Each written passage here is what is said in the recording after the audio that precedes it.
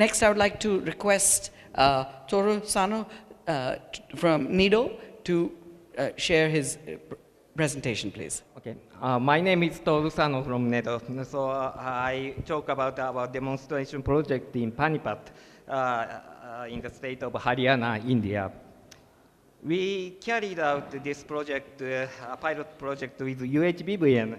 UHBVN has its head office in Chandigarh. So in the map, you can see where Chandigarh is located in India. For the project, we selected 4 feeders in Panipat. And the picture on the right shows the 4 feeders in Panipat. For the project, we set up an operation center in Panipat, and we also prepared a training institute in Chandigarh for capacity building, and a data center in Hisar. I will talk about those facilities later in this presentation. So this slide shows the overview of this project. The basic surveys were performed from 2014 to 15, and in November of 2015, Japan and India concluded a MOU and implementation document to launch this project. This project was just completed this month. We decided to conduct this demonstration project in Panipat city, Haryana state.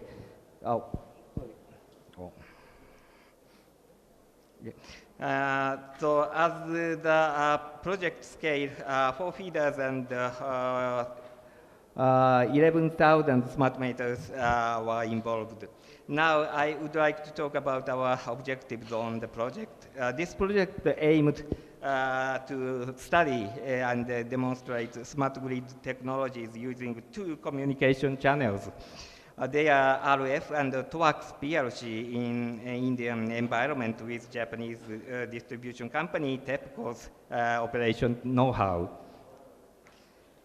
The project scope is shown here. The number 1 is implementation of AMI and evaluation of 2 different communication technologies, which includes 3 items. And number 2 is distribution system monitoring and control, which includes 2 items. The number 3 is capacity building for improvement in 3 KPIs shown here.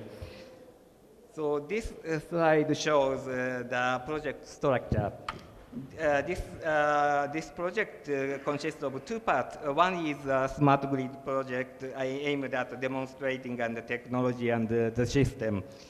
The other is a capacity building for smart grid project. This part aims to promote dissemination of the findings in the project, and they collaborate with each other. The consortium organization is shown here. Japanese firms are Fuji Electric, Sumitomo Electric Industries, and the THE Power Grid Solutions. And Indian firms are Lotus Wireless, Asabanu, and Accenture India. On the right, you can see what products of each firm was used in this project. Now, I talk about the smart grid project. This is a current feeder structure in Panipat.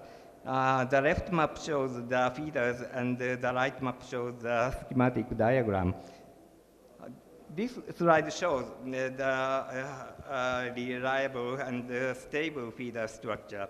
The left picture shows the UHBVN current network, feeder structure in this area before this project.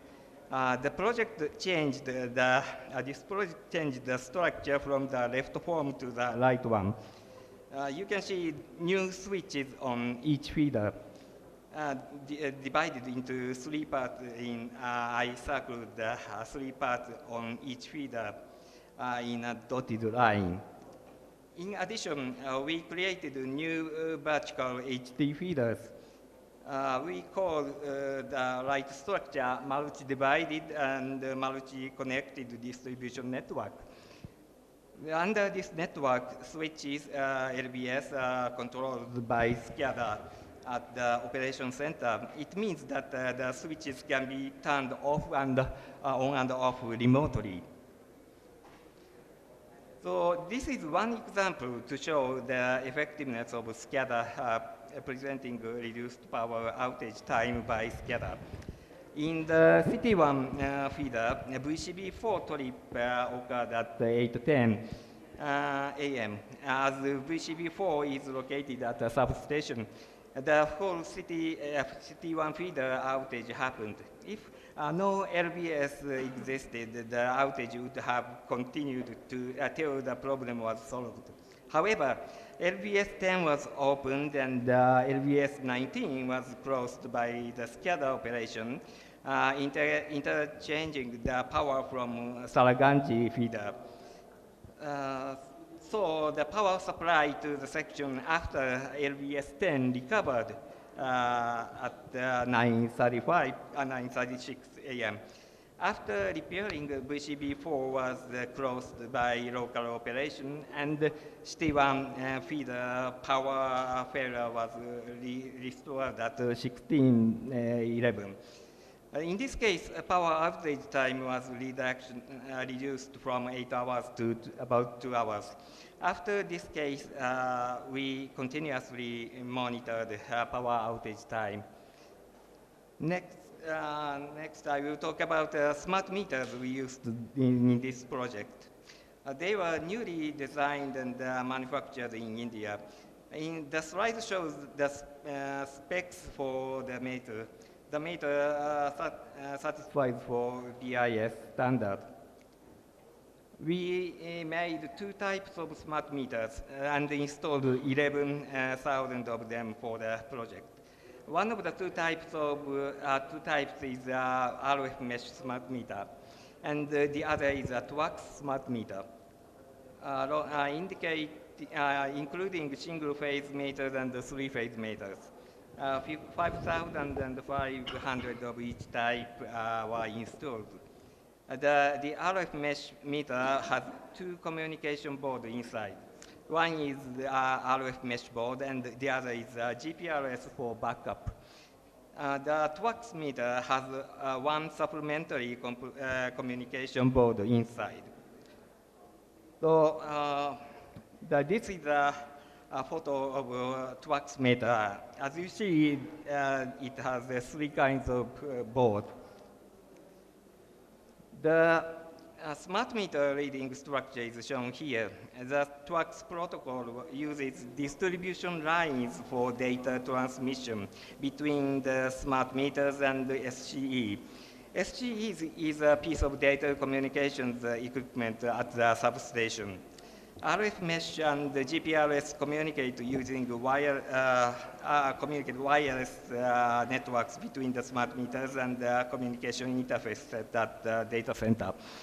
All data is stored in the head-end system and then transferred to the MDM, metadata management system. The TWACS technology overview is shown here, and the TWACS provides 100% coverage in the areas because the distribution line connects the substation with each home. The TWACS uses existing utility interface with no wireless networks, stabilizing data communication. The TWACS does not require any additional network devices outside the high voltage to medium voltage substation. The TWACS is not affected by transformers, capacitors, or other distribution system equipment because digital data is modulated by the power AC itself. The TWACS easily communicates 200 kilometers or longer distance. This slide shows the radio features and the specification of RF mesh. We use a Lotus radio system, and it operates at 860 megahertz band. The RF mesh uses dynamic routing table. The RF mesh communication system can be configured up to 5 tiers of T0 to T4. each meter periodically searches for a route with a strong radio strength. And each meter stored up to 3 routes and communicates up to the DCU. Finally, the DCU communicates with the data center I mentioned at the beginning of this presentation. It means that if some wireless communication trouble happens in the mesh network, many smart meters will fail to transfer their data to the DCU. The first, all communication methods depend on communication carrier companies' radio network quality. In this area, maybe up to 95%, because they use the carrier's network somewhere between a smart meter and the data center. Secondly, all communication methods are affected by a power outage. For example, the total duration of power outages occurred in 1 month was over 20 hours in Panipat city. The smart meters sometimes failed to communicate due to power outages. So quick recovery from outages contribute to good meter reading. So next, I talk about communication rate. Our system collects data every 30 minutes from all of the smart meters, and it is stored in the MDM at the data center in the end. This is one example of raw data from the TWACS smart meter in Teshiru feeder for a period of 2.5 months. You can see the valleys in this graph. Many of these happened mainly when the MPLS internet was down and the outage happened. Can I ask a clarification? This is one for the graph, if you could go back. Yeah. Yeah. Is this the success with one reading attempt? So if it fails, does it try again? Our system has a retry. So this is the failure after repeated tries or the first time in this graph? No, several times. Okay, this is the aggregate failure. Yeah. Okay. Okay, so next, please. Okay. So this graph shows the excluding outage period. You can see the TWACS communication rate was almost 100%. And the 2 valleys were observed when MPLS down. So in the future, if we can decrease the number of outages using our system I introduced in this presentation, we might achieve a stable, successful communication rate like the one shown in this slide. Okay, so next. This graph is one result of the RF mesh communication rate. We achieved using raw data using during the project. The average success rate is lower than the TWACS. There are several valleys due to outages. So this graph shows data excluding outage period. You can see the average communication rate was about 90%. RF mesh uses wireless communication among the smart meters before reaching DCU, and also uses GPRS between DCU and the data center. We may need more effort to overcome the instability in the wireless communication. Now, I would like to talk about the other part of our project, capacity building for smart grid project. THE Power Grid Solution Company proceeded this part. The Hitachi and TEPCO jointly founded this company. We worked on capacity building, focusing on 3 key performance indicators. They are improving reliability of distribution system, improving distribution transformer failure rate, and reducing technical loss. The capacity building part was mainly carried out at the Haryana Power Training Institute, or HPTI. We set up a system equipment room, server room, and indoor equipment room. In addition, several poles equipped with LBS were set outside, and a multi-divided distribution network situation was simulated here. So workers can learn techniques at this institute. This is a multi-divided and multi-connected distribution network I talked about in the previous slide. This table shows the utilization result of the three-divided, three-connected system in October 2018. I talked about the first case before, and the duration was 6 hours and 35 minutes. The utilization result of the three-divided and three-connected system showed the outage area reduced to 1/3. And improvement of distribution reliability using the three-divided and three-connected system was confirmed. The second performance indicator is transformer failure improvement. In order to reduce the DTR failure rate, 3 steps were taken.